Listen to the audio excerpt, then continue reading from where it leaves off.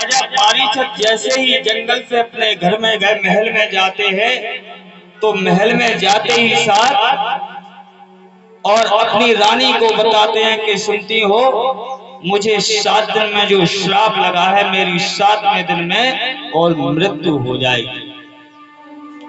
और खुशी खुशी बताते हैं हंस करके, बोले 7 दिन तक मुझे कोई मार नहीं सकता है।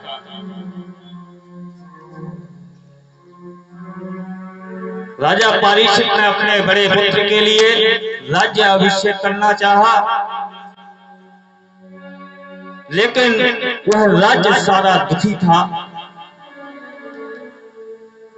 सभी ने जाकर के और भगवान सुखदेव जी महाराज से जैसी प्रार्थना की, तो सुखदेव जी महाराज छोटे थे 20 वर्ष के, और सभी ऋषिगण हजारों वर्ष के। तो सुखदेव जी महाराज ने कहा कि राजा परीक्षित को बचा तो कोई नहीं सकता है, बचा कोई नहीं सकता, पर मुक्ति का साधन है तो श्रीमद् भागवत महापुराण श्रवण। अगर राजा परीक्षित 7 दिन कथा श्रवण कर लेंगे तो इनकी मुक्ति हो सकती है। सुखदेव जी महाराज ने राजा परीक्षित को 7 दिन के लिए कथा सुनाई, श्रीमद् भागवत कथा। और जैसे ही 7वां दिन आया तो भगवान के पार्षद आ गए, और भगवान पार्षद राजा परीक्षित को विमान में बैठा करके और स्वर्ग ले जाते, और राजा परीक्षित की संयुक्त मुक्ति होती है।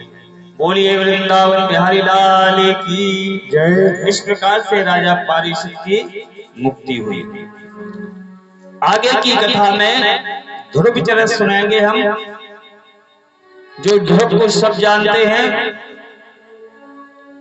एक बार राजा उत्तानपाद और सुदूर जंगल में गए। राजा उत्तानपाद की पत्नी सुनीति और सुरुचि,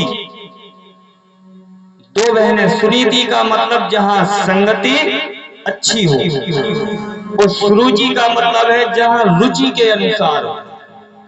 जैसी तुम्हारी रुचि हो वैसा हो, वो सुरुचि है।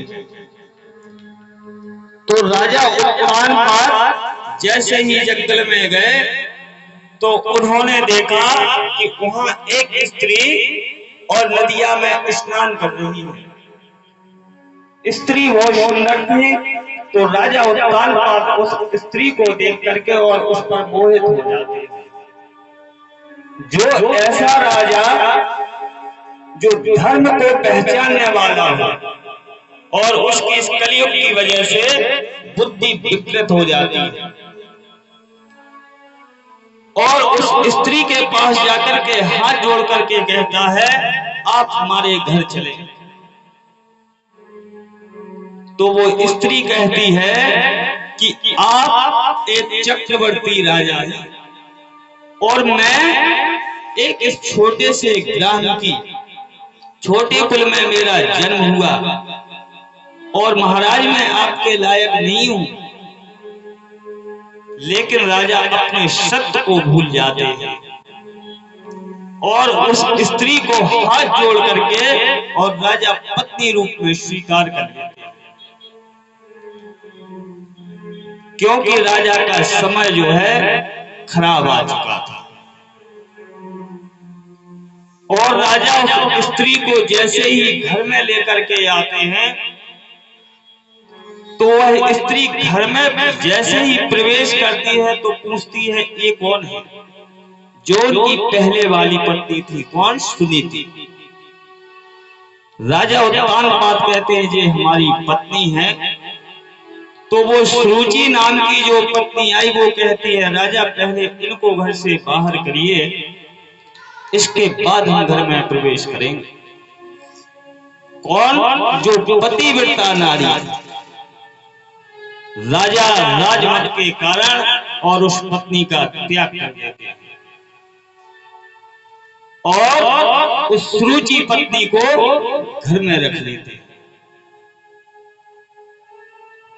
जो शाद भावर वाली पत्नी होती है वो आपके दुख और सुख